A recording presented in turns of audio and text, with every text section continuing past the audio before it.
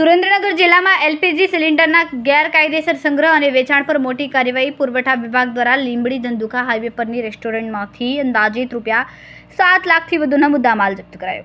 Licence, પીઈએસઓ અને fire સેફ્ટીની મંજૂરી વગર જાહેર સ્થળે સંગ્રહ બદલ 54 સિલિન્ડર સાથે 5.75 લાખનું વાહન જપ્ત કરાયું. સુરેન્દ્રનગર જિલ્લામાંથી કલેક્ટર શ્રી રાજેન્દ્ર કુમાર પટેલના માર્ગદર્શન હેઠળ ગેરકાયદેસર પ્રવૃત્તિ ડામવા માટે સઘન ઝુંબેશ ચલાવવામાં આવી રહી છે. આ ઝુંબેશના ભાગરૂપે જિલ્લા પુરવઠા અધિકારી શ્રી એજી ગજ્જર અને તેમની ટીમ દ્વારા લીંબડી ધંધુકા હાઈવે પર આવેલ શ્રીરામ રેસ્ટોરન્ટ ખાતે આકસ્મિક તપાસ હાથ ધરવામાં આવી. આ અંગે વધુ વિગતો આપતા જિલ્લા પુરવઠા અધિકારી શ્રી એજી ગજ્જરે જણાવ્યું કે તપાસની દરમિયાન રેસ્ટોરન્ટના કમ્પાઉન્ડમાં જાહેર સ્થળે એલપીજી કોમર્શિયલ સિલિન્ડરનો અધિકૃત સંગ્રહ અને વેચાણ થતું હોવાનું માલુમ પડ્યું.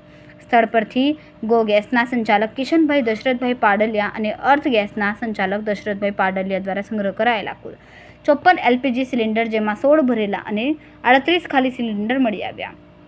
વધુમાં ઉમેર્યું હતું કે સંચાલકો પાસે આ જથ્થાના સંગ્રહ કે વેચાણ માટે કોઈપણ પ્રકારના લાયસન્સ, પરવાના, પેસો લાયસન્સ કે ફાયર સેફ્ટીની મંજૂરી ન હોવા છતાં તેઓ જાહેર સલામતીની પરવા કર્યા વગર ગેરકાયદેસર પ્રવૃત્તિ ચલાવી રહ્યા. આ ગંભીર બેદરકારી બદલ ટીમે તુરંત કાર્યવાહી કરીને ગેરકાયદેસર સંગ્રહ કરેલ તમામ 54 સિલિન્ડર, જેની કિંમત ₹1,41,900 થાય છે, તેમજ ₹5,75,000ની કિંમતનું એક વાહન પણ જપ્ત કર્યું.